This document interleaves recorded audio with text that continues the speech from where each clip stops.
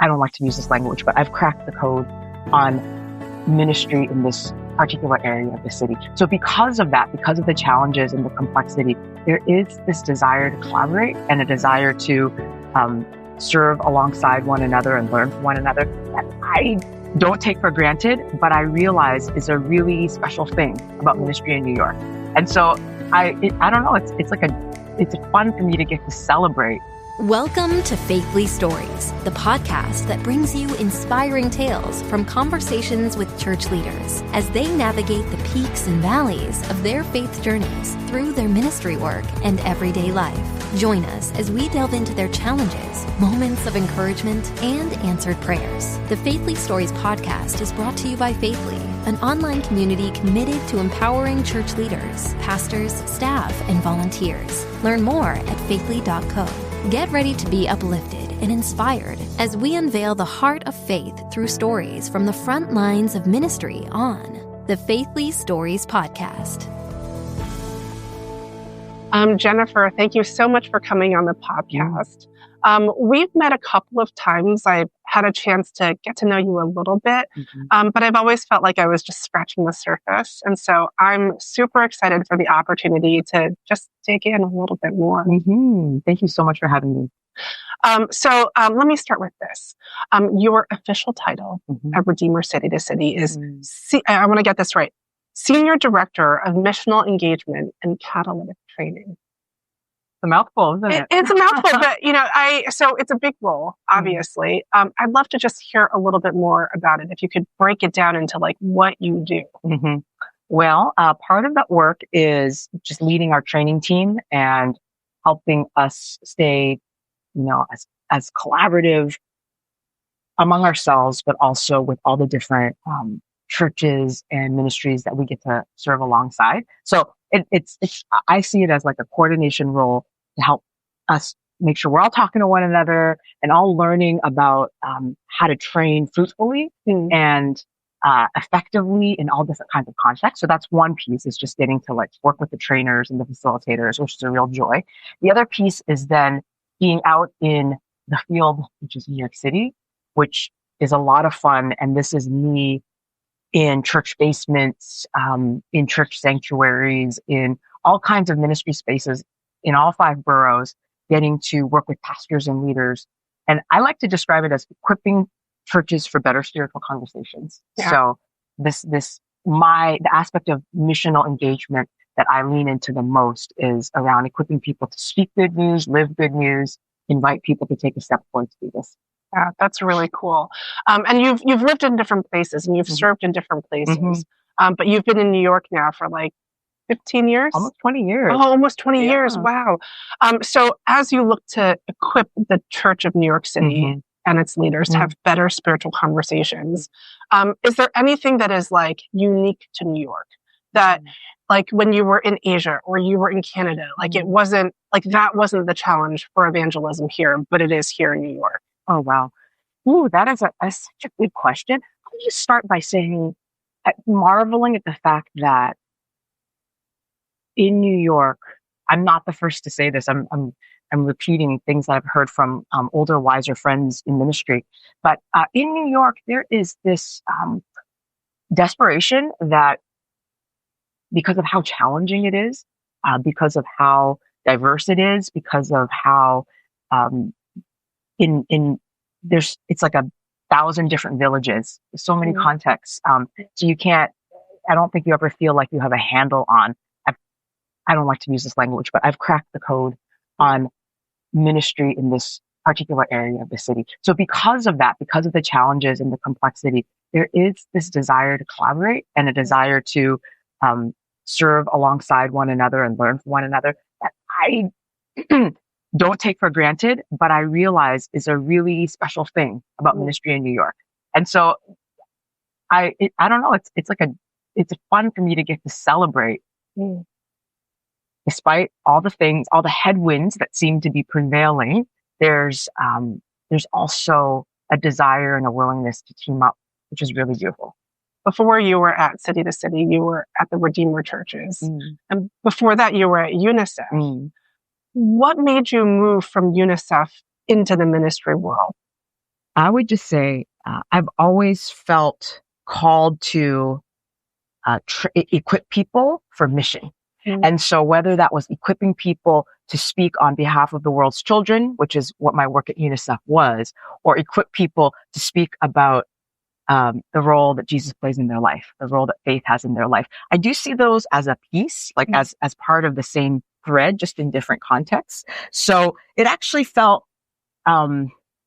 it didn't feel like a stretch for me to do what I was doing at UNICEF.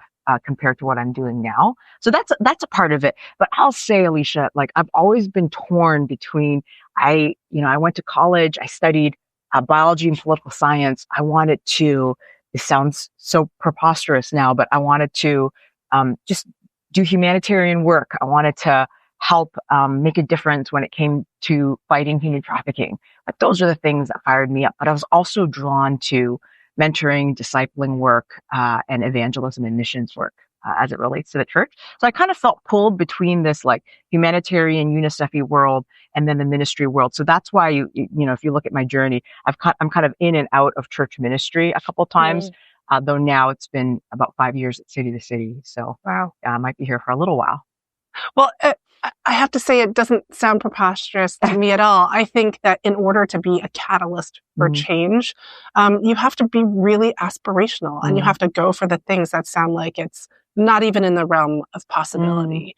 And I would also say that just as an observer, it doesn't feel to me like you've been in or out of anything. All of this is kingdom work. All of this is serving the kingdom. And, you were doing it like rolling up your sleeves and like in a nonprofit like UNICEF. And now you're training leaders, which has this multiplying effect, helping and encouraging and equipping people who are God's hands and feet in all of this type of work.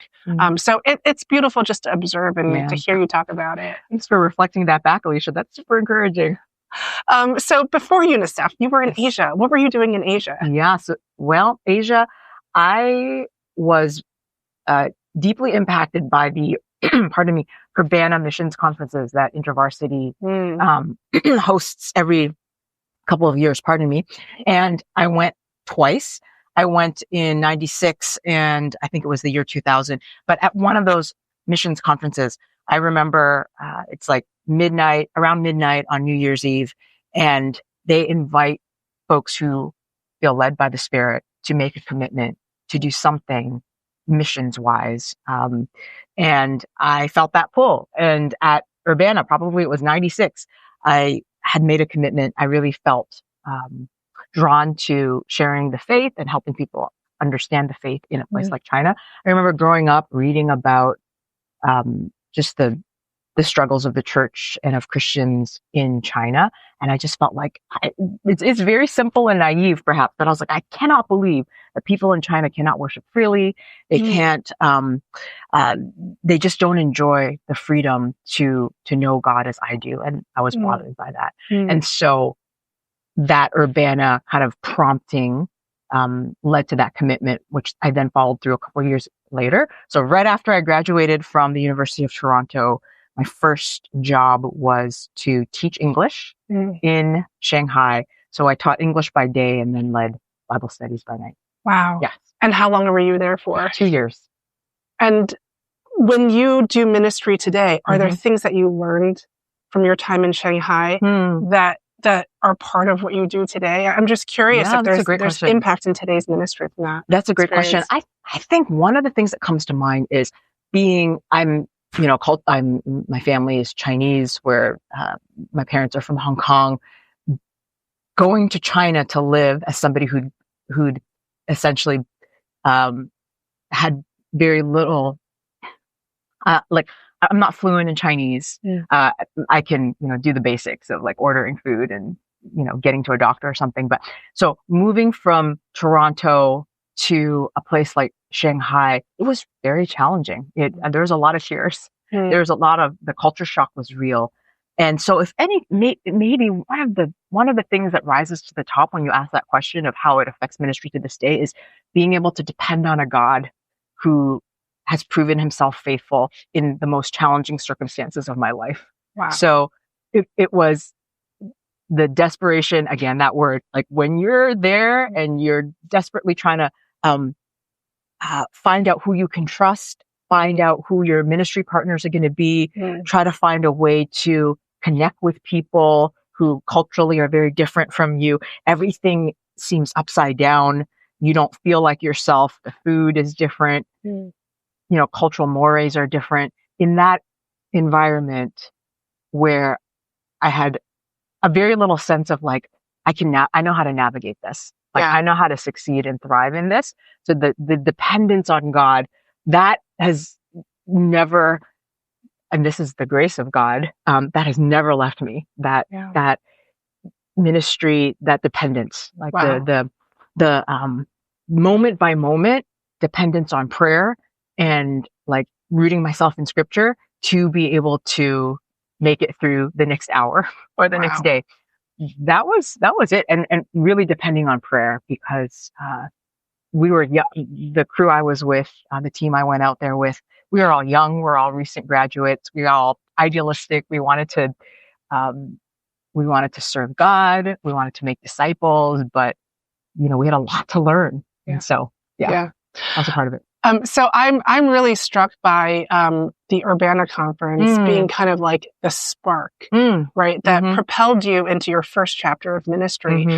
We've done about 50 episodes of the podcast, and you're not the first person to say it was the Urbana conference for me. And so I'm just struck by the power of gathering together. And of all like sort of being pointed at the Lord together and the opportunities that arise for the Lord to speak really powerfully into people's lives, like in those moments and in those gatherings. So thank you for sharing that. Did you always know, or did you dream that New York City would be in your future? Oh my goodness. That's never ever. I did not think that New York was never on my radar. I thought international, being overseas in some capacity, definitely was. But here's the thing. When I got married to an American guy and he trained he trained in medicine here in New York, and it's because he matched here for residency that we came to New York. But when we first drove into the city, and I saw, he was like pointing out the Roosevelt Island tram, the landmarks in Long Island City and Queens, and just the bridges and everything. I did feel, this is a little cheesy, I did feel a sense of like, this is the home I've been looking for all my life. Wow. Yeah. I felt that the moment I hit the street. And so after 20 years here, I imagine this is firmly home for you. Home. Yeah. You'll have to drag my dead body out of this place. I said that in COVID when so many people felt the need to move away. It just never, I was like, where else would I go? Why would I leave now? And I felt more committed to New York than ever. Yeah. So it is really home. I have to admit, so I'm 20 years in New York as well. And I have to admit, I was one of those people during COVID who would like flick through pictures of real estate in other places because, wow, wide open spaces and you don't have to worry about some of the things you have to worry about in an urban setting. But for me, like I arrived where you arrived. I had to look at the pictures to get there. But I saw these like different towns and different cities, and I just never felt permission from the Lord to be in those places. I didn't at all feel released from like, what is my mission field? And what is your mission field? And so, I don't know, I had to do some browsing. I totally get the people who, looked elsewhere, but yeah, we stayed, and I really couldn't envision us anywhere else. Yes. We're kindred that way. Yes. So you've got 2 girls. I do. You have twins. Yeah. I can't imagine. I have 3 kids, but I don't have 2 kids the same exact age. Twins were a challenge. They kicked my butt they still kick my butt, but from the years of like 0 to like 6, I just felt this black hole of like, I just can't believe we made it out. I have like vast pockets of memory loss. Oh yeah, you have to. How hard it was. You have to blacksmith it out. So what's interesting is like so as a mom of a 7, 5, and 2-year-old, when you've got like the little ones, like your babies are like 1 or 1.5, people will tell you just wait. When they're 3, it gets better. But when they like kind of like encourage you along the way. Right. But then once the kids get older, like your girls are 10 now, that's right. And the real truth comes out. It takes like a good 6 years to sort of reclaim, I think, like more fully, like your dreams and, your life. At least I'm finding that. And it's not a bad thing. Like for me, like I've learned and I'm learning so much just, raising them and going through all these stages. But I'm curious, as someone who is now leading leaders, training pastors and other leaders, is there anything you've learned as a mother that has influenced how you lead others?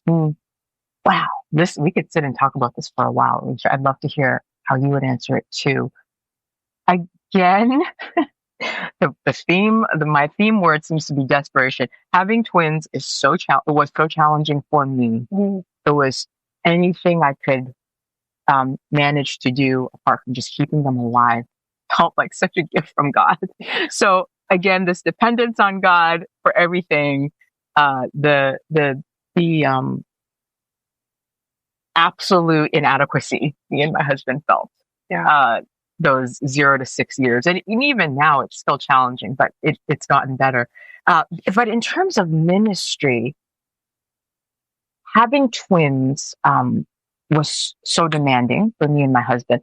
I felt the need to be I would just make sure when they were down for a nap, that precious, whatever it might be, at one point, it might have been an hour and then it shrunk, or sometimes it would be a little bit more. I'd be like, okay, I got to make sure all the tissue boxes are stocked up. I got it, like everything, get everything ready, because when they're up again, I will have no capacity to like do anything but survive. And so in a way, that kind of like, what's it going to take to like get through keeping them alive and like keeping our household going, that preparedness. So I think that carried over, especially in the early years, into the workplace of like, okay, I got to, like whatever time I have, I got to, for good or ill, like I got to optimize and maximize so that I'm ready when I have the energy, because my energy is now so limited. I got to make sure that when that window is there, I can really take advantage of it. So that was one thing. But there's so many things about parenting. I remember I heard this teacher of the word. She spoke about how God was bringing the Israelites into the promised land, the land of milk and honey, and that they would be richly, like greatly blessed in this land. But what this teacher revealed and helped me understand was that the blessing is you will need to depend on the Lord. Even as the land itself is a great gift, but in order to cultivate that land, to live sustainably off that land, to get along with one another in that land, the blessing is dependence on the Lord.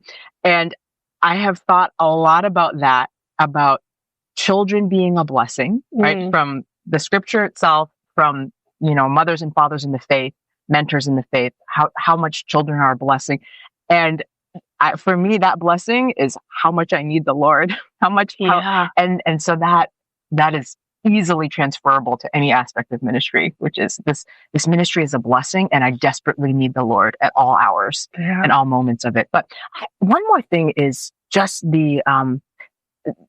as I think about, part of my work is equipping people in evangelism and making disciples. And as I try to disciple my own daughters, what it has helped to bring to life is just the holistic, the best of it being how holistic it is. It's not just me reading words on a page to them. It's not just me. Stories are incredible. Stories are a beautiful way to help our children learn about God, but it's also like serving together. It's also helping somebody who's struggling up the stairs at the subway together. That is part of the disciple deepening process. And so that seeing what helps my kids respond to the things of God certainly informs and I hope enriches the way I talk about how we as leaders in the church can disciple people who want to follow Jesus. So that like full body, like all of life aspect of discipleship, I think has been one of the gifts of parenting. Yeah, absolutely. A lot of gifts, a lot of challenges. I had the opportunity to interview Drew Hyung, a pastor in New York City, who just published a book. And the book is called Beauty, Disappointment, and Hope. And it's a picture of the Christian life, but it's also a picture of like these things in our lives, like everything is beautiful and disappointing, and there's hope, right? Gosh. Like, Yeah. whether it's, the church, marriage, our lives, our children. I love what you said about, how you're discipling them. And I'm certain it's carrying into how you're training others to make disciples.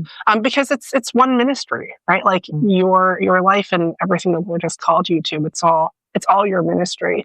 I think for me, where my kids are in age, discipling them hasn't been a challenge because they kind of, at the ages my kids are at, they just sort of believe whatever you tell them at face value. So we haven't had they haven't asked me questions that are tough to answer yet, but I know that's coming. For me so far, like in my journey as a mother, I feel like it's given me a better sense of the Father's heart. I've grown closer to the Father's heart because I can see, I think, how he sees us sometimes when I see my children. Oh, that's so true. Like they're whining and they're crying and they're being insolent and demanding and so unreasonable sometimes. And I love them and I have compassion for them. But like, man, how much patience and grace the Lord has versus me. It's been really eye-opening. And just that like dependence on God, because we can't do it on our own. Yes. So you work with all these pastors and these leaders of the church, and you've been doing it a long time in New York City. What do you think the Lord is doing in the Church of New York City now? And what do you think he wants to do? Given what New York went through pandemic-wise and in some ways we are still recovering from and will be recovering from the impact of the pandemic for a long time. I just think of kids' education as one, and the way we still, for some of us, showing up to church once a month seems like a lot because we just got used to zooming into church, right? And so, but all that preamble to say how God works profoundly through the trials and hardships that come New York's way. And fresh on my heart and on my team's heart right now are all the executive orders and all the new ever-changing, it seems, policies around immigrants, asylum seekers, and all of that. And just the way churches are responding to the possibility that ICE may come to a worship service and like how they can best love their neighbors and serve the city in this climate. So it seems to be there's just a fresh kind of challenge coming the church's way right now. It's upon us already. And so just like pandemic was this fresh challenge, this immigration policy stuff is another fresh challenge. Just the incredible opportunity. I don't want to sugarcoat it. It is not easy, but the opportunity it is for the love of Christ to shine through us. So we're sensing that now, which is there's fear, there's anxiety, there's anger, there's great frustration at what's going on. And yet, I'm surrounded by a team that's praying for ourselves, our own hearts, and for the hearts of pastors and leaders in the city to not respond to hate with hate, to not, to actually wash the feet of those we might consider enemies, or at least those who think and act very differently than ourselves. And so, gosh, how godlike is that, right? I was just reflecting on the Sermon on the Mount. If someone strikes your cheek, right cheek, give them the left as well. Because striking them back, as N.T. Wright puts it, just keeps the evil in circulation. And so the church has an opportunity to bust the circulation of evil by the way it responds right now. And so that is, that's something that's again, just on our minds and hearts right now. I will add what I have had the privilege and joy of being a part of is as churches reconnect to what it means to be the sent people of God, as they reconnect to this incredible, mind-blowing reality that through Jesus, God the Father looks on us with favor and delight and with pride already. Out of that, I like to talk about it as a re-Jesusing of our hearts and re-Jesusing of our communities of faith.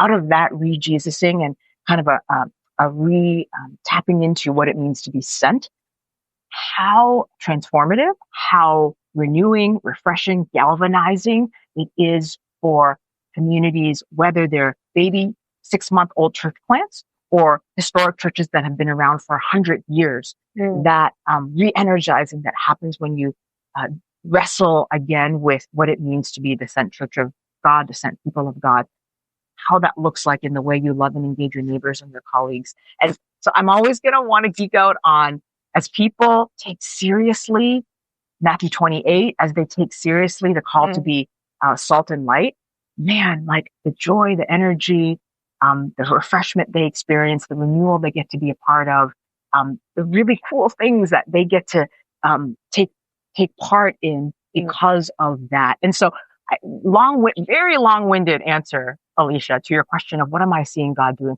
As people reconnect to the mission of God and kind of discern what their role is in that, just the joy, the energy, the vibrancy that comes from that, and the goodness and the grace that spills out as people lean into mission. I could geek out on that all day.